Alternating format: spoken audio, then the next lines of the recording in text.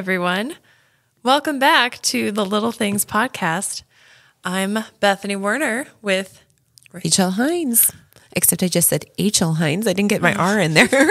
Rachel Hines. That's the new Rachel Hines. It's Rachel with the stuffy nose. So that's my new illness name. So do you think it's allergies or something? I don't know. Don't think about it. I don't know. It's fine. There is a lot of allergy stuff happening though. I just think about like Phoebe. That's going to be my go-to. Always Phoebe from Friends anytime. Tell me, I don't know. Yeah. Oh, are you a Friends watcher? I've seen it once. The smelly cat when she sings and she gets sick and she sounds so much cooler when she's got a cold. So then that's gonna be so me. you. Yeah. Yeah. This podcast is going to sound really good. It is, sure. Yeah. I'm going to drop all my first sounds of every word. Are you going to sing? No. It's going to take more than a cold to make that sound good. Aww. No. We're still holding out for you to do it. Yeah, right. I recorded, we had 2 weeks of recording this podcast without one another. Mm-hmm. I recorded with my sister-in-law, Megan. And I made a huge commentary about how, don't worry, Bethany and I are not in a beef and all this, and really played it up. And that recording disappeared. So now I know I never joke about us being in a beef because bad things happen when I do. It would break the heart of the listeners. No. 3 broken hearts roaming around Lincoln. 3, exactly. That'd be devastating. But it's good to be back together. Yeah, we haven't done this for a while. No, it's been several weeks, so it's good. We have to get back in our groove. Yeah. And you have officially closed on both of your houses, and we're in the middle of moving. We have all of our stuff in our new garage, and we're refinishing the wood floors in our house. And we're getting new carpet installed today. Ooh. Mm-hmm. I love the new carpet smell. Yeah. And then hopefully tomorrow we can kind of get in and clean and get ready. And then Saturday we can actually move stuff in. And you make it your own. Yeah. It's a great house. I'm excited. We spent all day last Saturday there, and just played outside because it was great weather and came in a little bit, and I'm just so excited. We got a new play set from Facebook Marketplace for $100. Such a steal. Bargain. Yeah. Yes. And it's a great play set too. It is. Great condition. So, yeah, played outside the whole day. There's like a nice little deck right off the family room. I imagine spending a lot of time there. It's going to be great. I'm excited. I'm also just exhausted. And just tell me never to do this again. That's right. At least not for a few years. Yeah, right. You're a serial mover. So. We are. But, interest rates probably put a stop to that for a while. So, but yeah, it's a great home. It'll be a great one for your family. Yeah. Exciting. It is exciting. Did I tell you we bought a van this week too? You did. Oh, yeah. But see, this is how Trevor and I always do it too. If we do one big thing, we do them all. Let's just do it all. You may as well. Mm-hmm. So we don't have any more money, so we can't do anything else. But good thing podcasts are free. Yeah, that's true. So yeah, hopefully I'm looking forward to some boring weeks ahead. There you go. You'll find something. You don't sit still very well. I know. So you'll find something to make it exciting. Well, I think it'll take us a while to move in too. That'll be fun. And get everything. And that's always the best part is like taking your things from your last house and figuring out where they fit in your new house. Yeah. And I've been trying to channel my inner Molly Bassett of organizing. When you put things away. Yes. And all of our stuff's in the garage. And I just want to be really intentional before I bring it inside, what I'm bringing in and where it's going to go. And we'll see. Well, and I heard a really great children's message this Sunday about being envious and about envy and boastfulness. And I'm not going to be envious after I'm super envious of your laundry chute. Yeah, I've always wanted a laundry chute. You have a great laundry chute in your new house. Of all the things, I'm like, oh, that's next level right there, Bethany Werner. It's pretty fun. All the way from the top floor. Oh, I didn't even see the one on the top floor. I saw Yep. the one in the kitchen, but that's pretty fun. Man. Many adventures to be had. Good thing Trevor doesn't listen because we're going to be moving to a house where I can find a laundry chute. Rachel just moved, what, like 3 years ago? 2 2 years ago. You know. And this is supposed to be your dream house, everything you've ever wanted. But it didn't have a laundry chute. It doesn't have a laundry chute. So I had to move all over again. Sorry, it didn't work. Oh, man. That's all right. Trevor has everything actually in the garage, then you move. Then it's time to put the for sale sign. Yep, Once he we're done. has everything set where he wants it, it's time to pull up stakes. That's funny.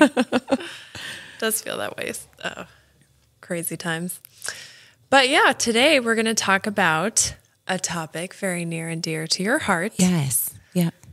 We're going to talk about parenting children with special needs and what that looks like and resources. Being around families with people with special needs. Right, for sure. So even if you're not a parent of a special needs child, how can you be friends with them? How can you support them? How can you love the child? And encourage your children. Yes. To be inclusive and welcoming, because sometimes it's a little awkward. Mm-hmm. That's a good word to say. Yeah. So our journey with special education, for me, it began at birth, really, because my mom is a special education teacher and has just an amazing heart for all of God's creation. She's just an amazing woman. And thankfully, it was something that was very normal in our family to encounter people with all kind of differing abilities. But I would always say, I'm so glad God created people like Veronica Dajan because I don't have the patience for that. And then, as God always does, he's like, oh, guess what? Yeah. So we had our oldest, Jasmine, and at 23, we're expecting our second daughter. And during my pregnancy, she measured a lot smaller, but Jasmine wasn't tiny. So that was typical, that nothing to be worried about. Pregnancy kind of went off without a hitch. My birthday is August 24th, and she was due right after my birthday. And on my birthday, kind of our world came crashing down. I went in for just kind of a normal, I had more ultrasounds, more doctor's appointments because she was measuring small. And at that appointment, at the ultrasound, they saw something that just was a little bit different. And they didn't know. And they said, well, come back tomorrow. We're going to do a whole range of tests. We're going to see something's not quite right with her heart. Let's see what's going on. Fast forward to the next day, their first appointment in the morning, spent some time in the ultrasound. And of course they can't tell you anything, but you can read when something isn't as it should be.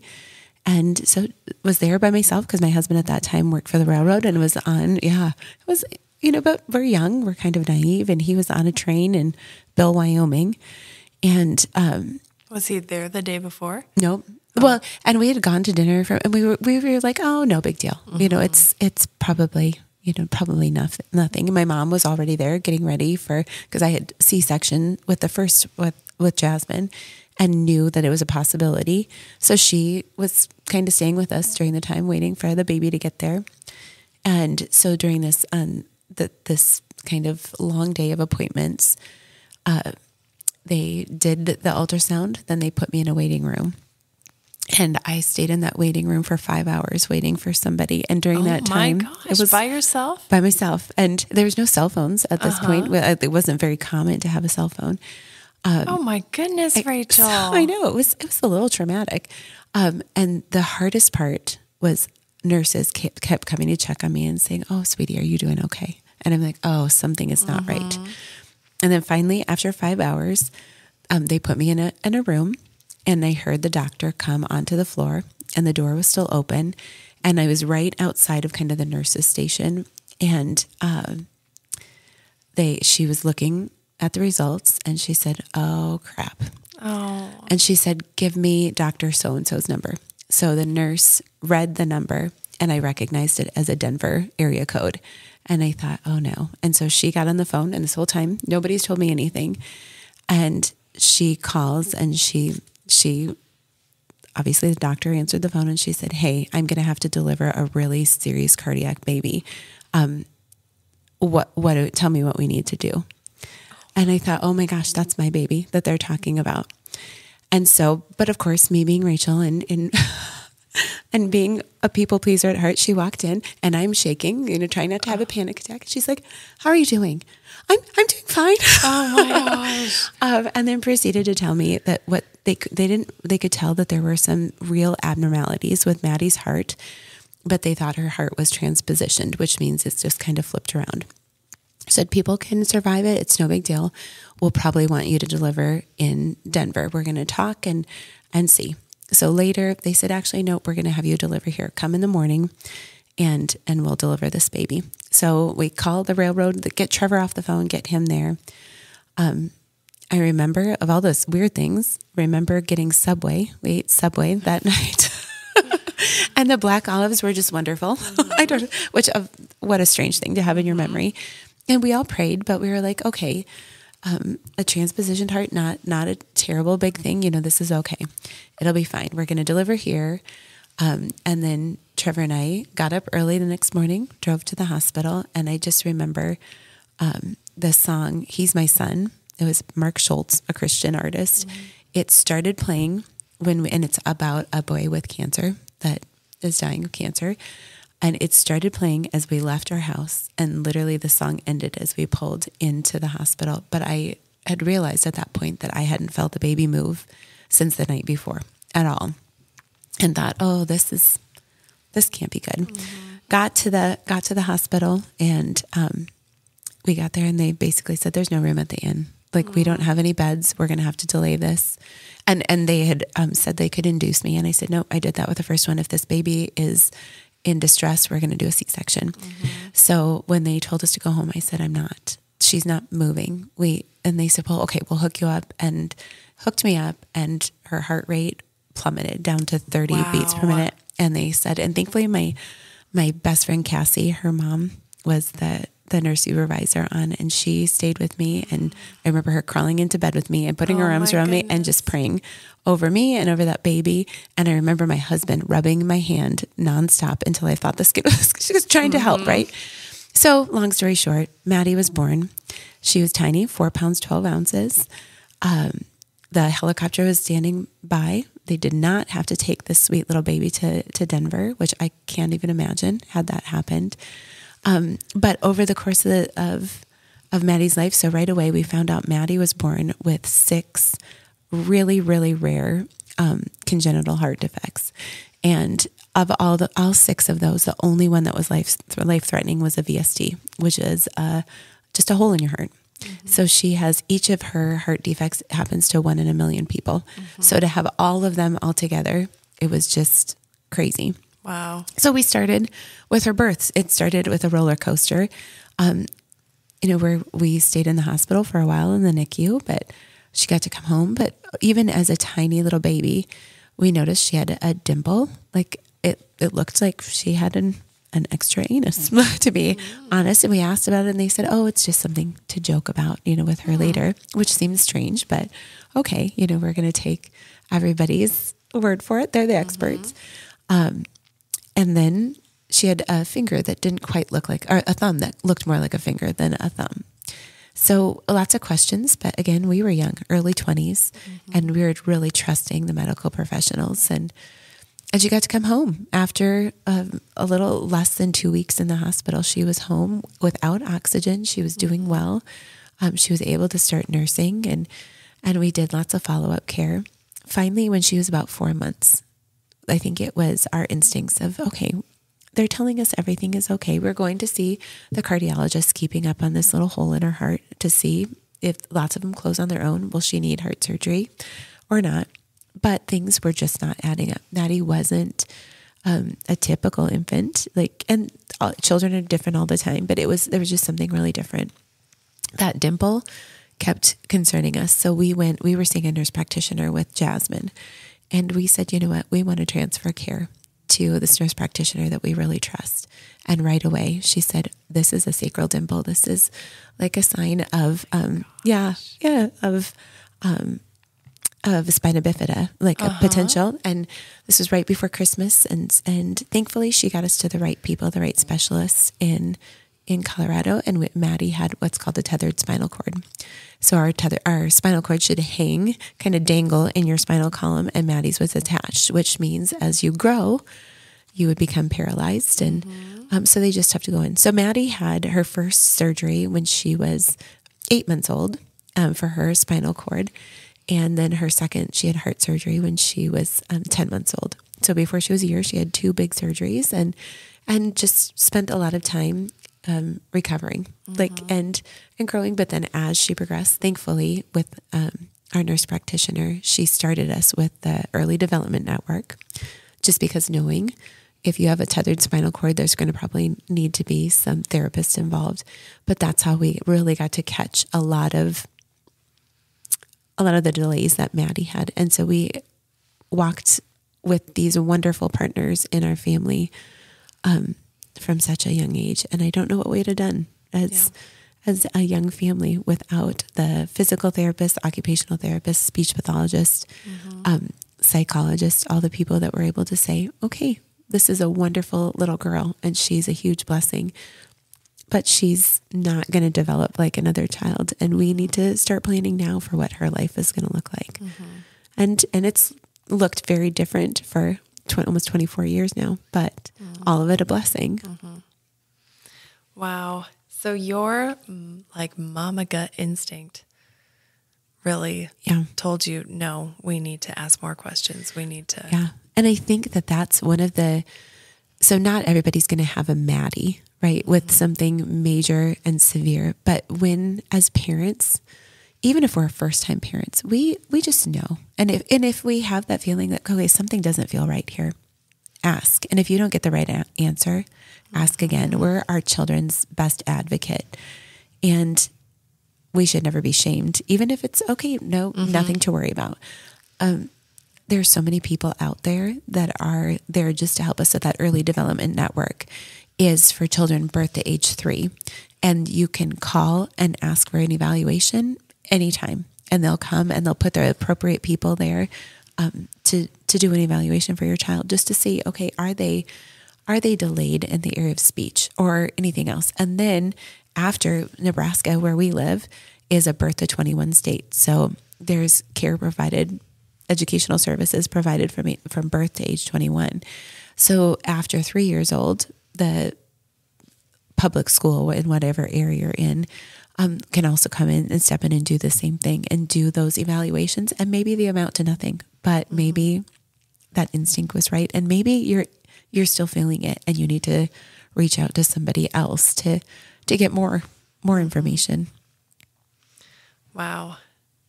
Crazy.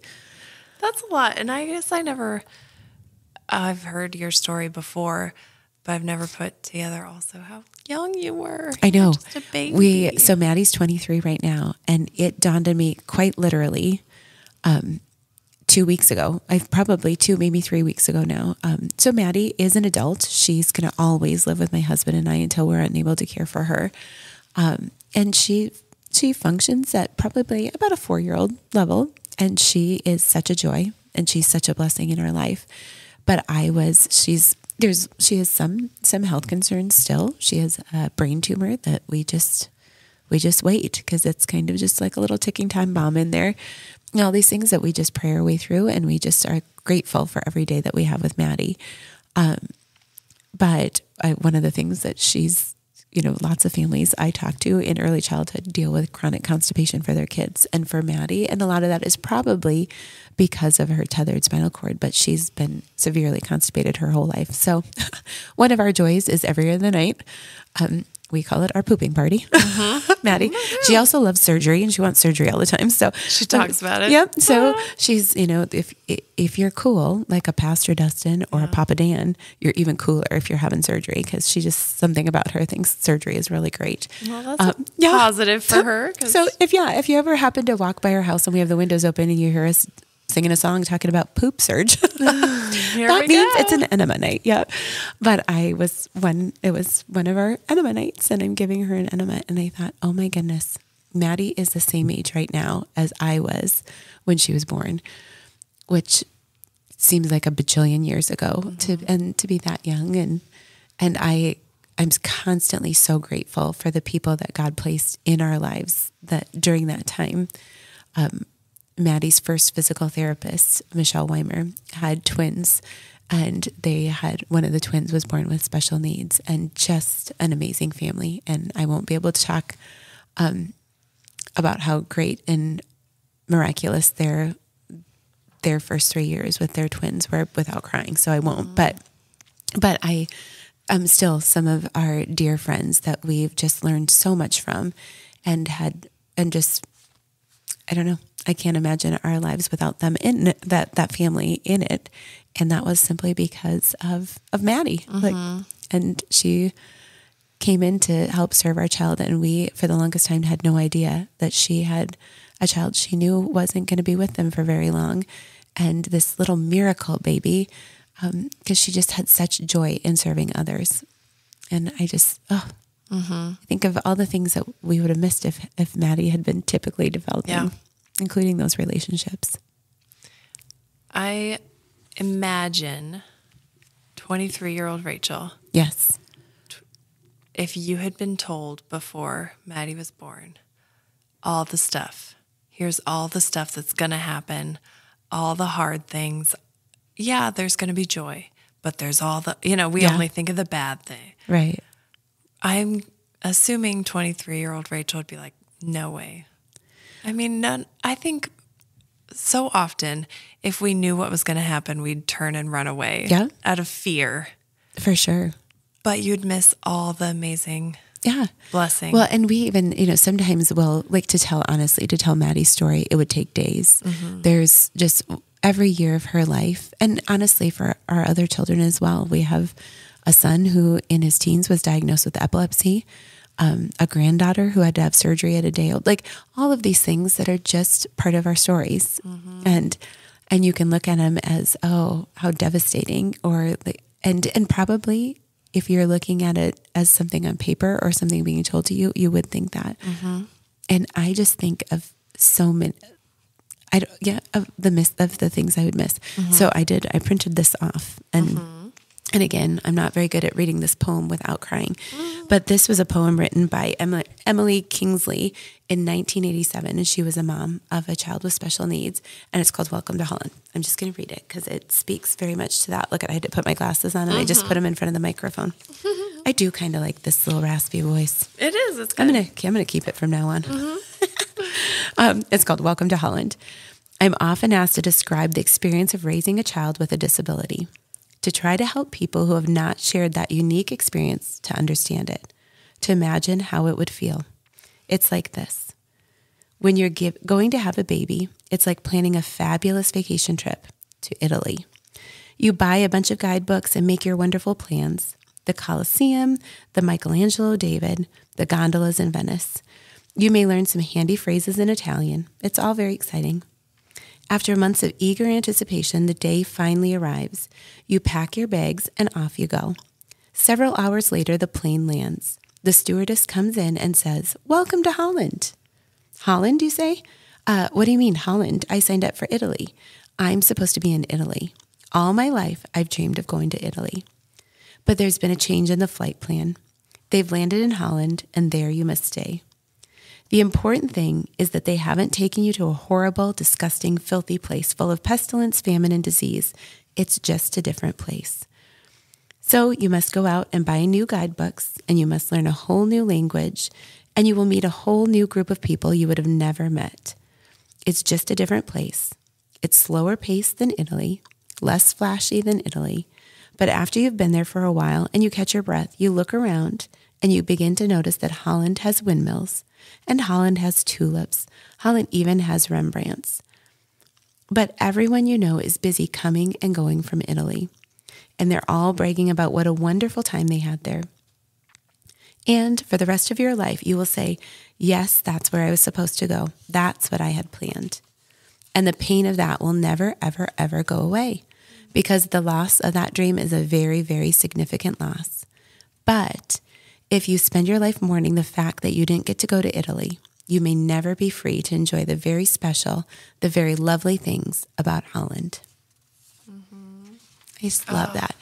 And I think it's such a good description because there is, like, every once in a while I'll look at Maddie and I'll think, oh, what would you be like as a mom? You know, you'll never know the joy or some days the pain of getting married. Just kidding, Trevor. And of being a mom, and sometimes like graduation, all those milestones, those are always hard because it just reminds you. I think the first time that was really evident is when Maddie's class was confirmed. And we sat in church and I thought, Maddie will never get confirmed. Maddie probably will never be able to take communion because she probably doesn't understand what that means. And there's the other milestones, graduation, that looks different. People her age that are getting married and having children, which we're at that stage now. And it just looks different. And you have to take that second to mourn that and go, but no, that's not who our Maddie is. And that's okay. And while she is not that, just like the poem says, she is so many other things. Yes. I mean, you said she won't know the joy of getting married. But if Maddie knows anything, it is joy everyday life. Yes. In the simple things. Yes. Well, and she is really, truly always challenging us as her parents because she's so excited about everything. Food, simple things. She loves every day. She hates the weekends because on the weekends she doesn't get to go to school, which she goes to a day program.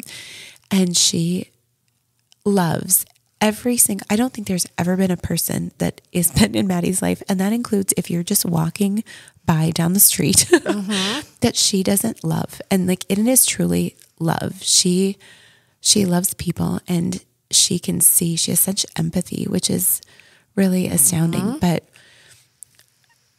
she understands when people are struggling. And in church, it's always often interesting because there'll be a child that's upset during church and she wants to go handle that situation and go help them.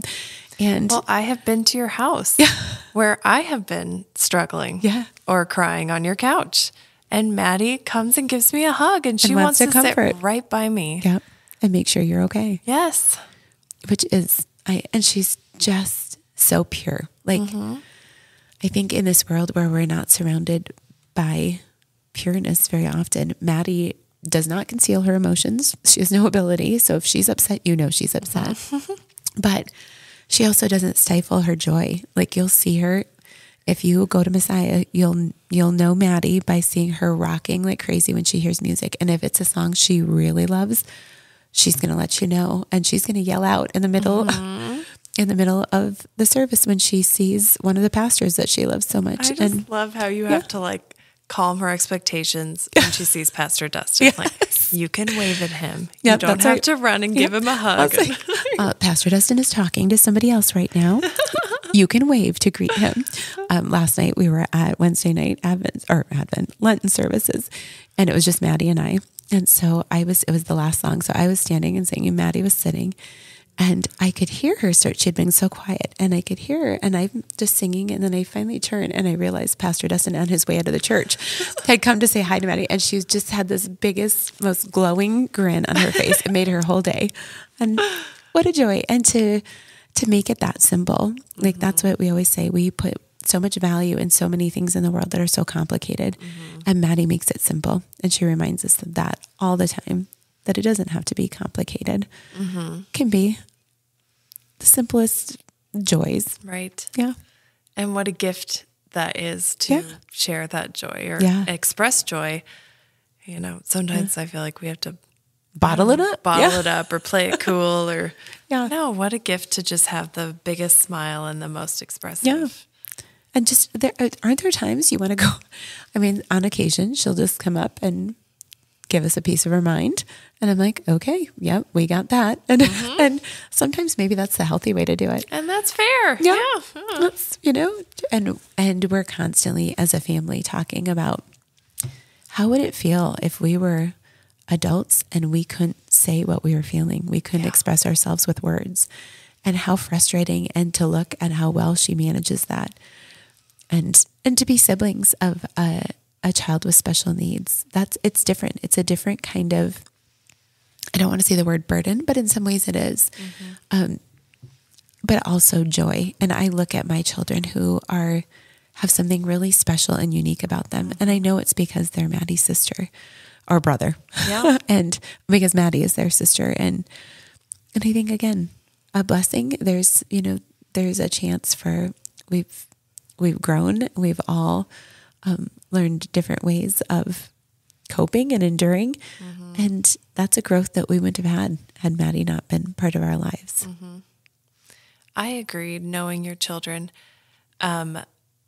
just having a different perspective because they have a Maddie in their life. Yes. Yeah. And a different level of responsibility. For sure. Which is a good thing, Yeah. Which can be hard, but hard is good. Yeah, it is. We would always kind of laugh because our kids always took on the role of babysitting. So their chores around the house kind of always looked a little different. They had jobs that they had to do, but one of them was like, okay, I've got to run to the store, and going to the store is a challenge. So quick, funny story. I've probably told you this before, I but like the story. And it just shows Maddie and her joy. But Lily was little, so she was small enough that she was sitting in the cart at Super Target. Brady was with, I think maybe Jasmine was probably in high school at the time, so she wasn't with us, but we had run to Super Target. We were out of groceries. I needed to go. Trevor wasn't going to be home like consistently where I could have him watch all the kids. And it's always been a challenge to take Maddie to the store. So we all went. I had my arm hooked around Maddie's arm to kind of help, because at that time especially, she always had to be with you. And Brady was walking. We were down in the yogurt aisle. I was getting yogurt, and there were drinks. And Maddie spied somebody with a Huskers jacket on, and she loves ball. So she saw that red jacket, and she beelined to this elderly man that was getting orange juice. And I thought, oh, for heaven's sakes. And so I'm like, okay, well, I've got Lily. I'm got to run because she broke away from me. She's strong. So I push in the cart over, and I see Maddie has got her arms around the waist of this man and is giving him a hug, and has her back laying, or her head laying on his back. I love ball. I'm like, yes, you do. And I said, I'm terribly sorry, sir. Maddie saw your jacket. She loves ball, and she just really loves people. She would do this, to anybody. And when she then went to the woman standing next to him, who was like down the aisle getting yogurt or something, turned around, and it was Tom Osborne. And I thought, oh, this poor man thinks I can't even go to Super Target and get my orange juice in peace without fans flocking. And Brady was at the end of the aisle, and I don't know much about football, but I knew Tom Osborne. And he's like, that was so embarrassing. I said, you know what? I bet there's a lot of people that want to go up and hug Tom Osborne, but nobody has the... But Maddie will do it. And as a side note, he was so delightful and so sweet with her. He said, well, hello, young lady. And he was so kind to this little girl that was hugging him around the waist. But oh my goodness, that's amazing. I'm patient. Yes. Okay, so let's pretend I have a little child. Yeah. And my child sees Maddie in church, Yeah. and she's never seen her before, or sees her at the playground or She something. just got very loud. Oh, I should not be touching these buttons. Like casually playing with this. This is how the drama starts. Okay, let's turn up the volume. We should have a soundtrack. That'd be fun. Sound effects. And this child... Back on track. We could do a radio program. Yes, I like it. Okay, anyways. This child's like, staring at you or ask questions. Yeah. From your perspective, what would the best response be for that mom? I would say go up and talk to that family and just say, my daughter has questions. She noticed your daughter dancing. Can you tell us a little bit? Or go up and introduce. That's the easiest way. Hi, I'm Bethany. This is Daniel. What's your name? And then usually that's enough of an opening. And when I notice it, I'll step in because I'm comfortable now. I'll say, oh, this is Maddie. Maddie's going to probably call you baby because you're smaller than she is. And she calls everybody baby, including her grandma. And so I step in and say it. But that opening, being able, number one, sometimes it's super uncomfortable for us as adults to do that. Because we're like, oh gosh, what if they get offended? What if this, that, but we're setting that, we're modeling for our children. And if we steer them away and we're like, oh, don't look. Well, then it makes, okay, why am I not supposed to look? Is that, and if we just normalize, and I always say, God created each one of us so differently. Let's go up and let's go up and ask about, let's find out what her name is. Maybe not even what her ability or disability is, but let's find out who this is. And then we'll get to learn more about this person that dances during church. And just to make it normal that not everybody is going to sit quietly and that's still. Okay. Yep. And yeah. Rachel and Maddie helped with our Wednesday night program a couple years ago with kindergartners? It was kindergarten. Yeah. During COVID. Yeah. And they loved Maddie. Yes. And I just loved how you included and brought her and did have that normalized and, teaching them the value of every person, of all of who God created. Yeah. And you said some of those kids especially really started caring for Maddie a lot. And if she was there, they missed her. Yeah. There's one little boy that I still love. He is not in kindergarten anymore. And he just had such a heart, and he would go and greet and talk to Maddie and understood that she wasn't going to be able to answer him and got to know her language. And it was just so great with her. And I remember there was a week that she wasn't there, and it happened to be a night that my husband wasn't working. So he had taken her to adult Bible study with him, and he came up and he goes, Miss Rachel, where's Maddie? And I said, well, she's with her dad.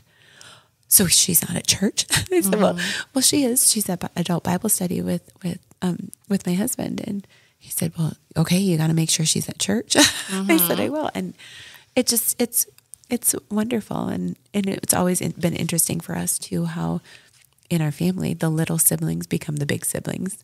Because it was with our youngest two, when they kind of passed Maddie in mental age, and they became her big brother and her big sister, even though they're little brother and little sister. And then other children will take on that role too, like this big Maddie, who's really kind of like their little buddy. Super cool. Yeah. Do you think that just being around, being approachable for you, I don't know how to ask this question. It's not easy. Yeah. Right? No, yeah. Like for me to have people, and I think I'm probably a pretty open person most of the time. I will be honest, like usually when it's me, when I'm with Maddie, often, sometimes we'll zip out really quick or different things. I always try to, if I can see that maybe somebody is looking and I can tell they're maybe hesitant and I'll try to make that approach. Sometimes I'm really tired. Yeah, understandably. And sometimes after 23 years of really caring for a toddler, it's like sometimes I'll make a quick exit. But if anybody ever approaches, it's such a blessing to me. Yeah. And it really speaks to my mom heart. And I've had there's a woman at our church who had an adult son with special needs who passed away a couple of years ago. And I know at that point, Maddie had a hard time sitting quietly through church. So we'd often be in the back and just kind of watching. So she was able to move and make sounds, and the same with this adult young man. And so it was a great chance for us to visit. But she had been through even that stage that I was going through with Maddie, because he was probably 20 years older than she was. And she said, you know what, she'll mature. She'll get through this. And to have that person, just to be able, somebody that kind of understands. Yeah. Yeah. I think community is so important for all of us. And to remember there are those moms and dads and siblings of people with special needs. And more than anything, they need to feel loved and included. Yeah. And I know we've talked because we're friends and our families are connected and do things together. But for many years, there was a time, like even my husband and I are pretty social. We like to do things with friends, but where we did a whole lot of nothing because it was so hard to go to other people's homes with Maddie, because it's just like having a baby-proof home, and we felt like we were making people uncomfortable. And then when you decline invitations, then eventually you don't get Kind of invitations. stop asking, yeah. And I think especially if you have friends with people with, that have a child with a disability, or just keep reaching out. They might say no, but it's maybe because they're in a stage of life where it's just too hard right then. But it makes all the difference to know that you're not invisible. You're still valued as a mom, and that child is still valued, and even be completely honest. Like, I'm never offended when people say, we would love to have you come over. How can we do that? And is that comfortable with Maddie, or is it better for us to go someplace or to come to your house? And we've got so many friends that are great about being willing to come to our house all the time, because I love coming to your house. Oh, and it makes life so much easier for me. Yeah. And so just those little things. You use the word invisible. Yeah. And I had kind of thought of that before even. I think, look, I don't want to stare, so I don't even want to look over there. Sure. Or I don't want to make them feel bad, so I'm just going to avoid. Yeah. People just avoid uncomfortable. Well, and we do. I think we don't want to have it be awkward and uncomfortable for ourselves, but we also don't want to cause somebody to think, oh, they think we're weird. Right. We worry about what other people are thinking. And Jasmine and I, several years ago, went to a Women of Faith conference here in Lincoln. And at that point, Maddie was probably 18. And there was an adult caregiver. And I don't know if it was a sibling or just a caregiver with a woman with a disability. And they were headed towards the elevator. And the woman was in distress. I mean, she was very vocal. And we smiled and we kept going. But then both Jasmine and I, we got to the car and we're like, we should have said something. We should have been like, you know what, you're doing great. And we understand that this is like, we know what it's like. And we should have reached out, but we were trying not to make her feel embarrassed and probably awkward ourselves. So even being those people that are in that situation all the time, we still do the thing that we kind of kick ourselves later and say, we could have done this differently. We could have reached out and shown some love and compassion and chose not to. That's good perspective too. Yeah. I don't know. It's hard though, because it's always going to be awkward no matter what. But also a joy in just feeling that. And I know I said at one point so for the longest time, my role, people didn't know my name. They knew me as Maddie's mom, because lots of people know Maddie. But I taught jazzercise for years. I was a jazzercise franchisee. And so when I went to jazzercise, I was Rachel, the jazzercise instructor, and people knew my name and people knew who I was when I was leading a class on stage. And that's all they knew. Yeah. And I had to bring Maddie to the childcare room for a couple of my classes because there was a change in my husband's schedule or something. And all of a sudden I became Maddie's mom again to that group, that class. And I had to deal with a little bit of this feeling of resentment that I lost that identity as Rachel, the jazzercise instructor, where I didn't have the responsibility of being Maddie's mom. And that caused a lot of that feeling of resentment, then caused a lot of guilt. And I thought, no, I've got to, I'm understanding how I'm feeling and I have to be okay with it. This is an emotion, and how am I going to work through it? So much, just with any of our children, right? We deal with so many feelings, and we just have to be like, okay, all right, this is where I'm at right now. This has been like your whole adult life. Yeah. Really? Isn't that crazy? That is pretty wild. Yeah. It's a good thing.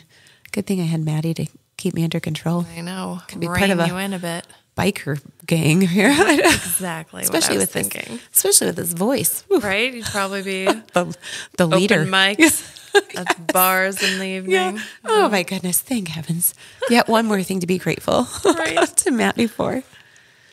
Maddie is an amazing person. She's such a blessing. She is. You guys have done amazing patience and love and care for her. It's amazing what God can do through you when you don't even know that you can do it yourself. and like what a gift, a responsibility that he has entrusted you with. And honestly, that's what we say all the time. Like, we are so incredibly blessed that God chose us to be Maddie's parents. And somebody asked me, if you could have Maddie be normal, would you? And there's guilt in me saying, why would I want her to be normal? Like, she's Maddie, and this is who we love and we adore. And then I feel bad because I think, would she want to have just a normal, well, and then regular, let's just say that's not my decision. Yep.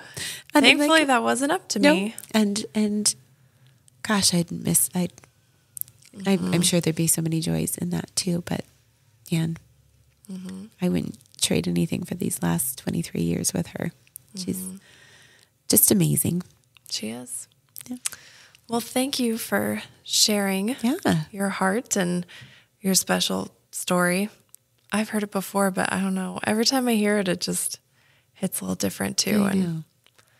Every time I say it, and I've done it for years and years, and there's so, like I said, so much more. But then as we tell the stories of our children, we just, no matter what level of ability or development they are, it's a miracle. It's to look back and say, wow, God. Yeah, exactly. You can see God's hand in everything, and it's amazing. For sure. Well, thank you for sharing, Rachel. You're welcome. This has been a Messiah Lutheran Ministry production. Subscribe to Messiah Lutheran on Apple Podcasts or anywhere you listen to podcasts. You can also find our worship services and our Sermon Extra podcast by searching Messiah Lincoln on YouTube. Make sure you like and subscribe so you don't miss out on any of our content. If you'd like to know more about Messiah Ministries, visit messiah.us. We'd love to hear from you as well, so please email us at littlethings@messiah.us.